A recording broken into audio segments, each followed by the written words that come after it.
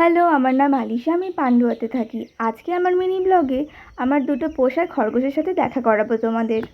ওদের একজন খুব দুষ্টু, একেবারে সারাদিন লাফালাফি করে। আর একজন হয়েছে একদম লাজুক, ক্যামেরা দেখলে আসতেই চায় না। ওই যে দেখো ভেতরে লুকিয়ে রয়েছে। আজকে ওদের প্রিয় ট্রিট গাজর দিয়েছি, দেখো কেমন করে মজা করে চিবিয়ে চিবিয়ে খাচ্ছে। আর ওই যে একজন রয়েছে, উনি তো সামনে আসবেনই না, ওনাকে আমাকে ভিতরে গিয়ে দিতে হবে।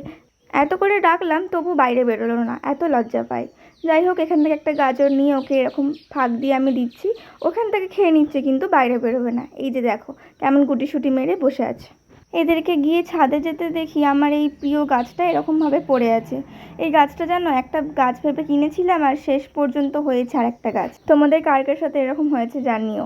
আর এই সাদা অ্যালামন্ডা গাছটাই পুরো ফুলে ভর্তি হয়ে রয়েছে আজকের ব্লগটা ভালো লাগে একটা লাইক করো, আর আমার এই লাজুক খরগোশটার জন্য একটু আদরের কমেন্ট করো।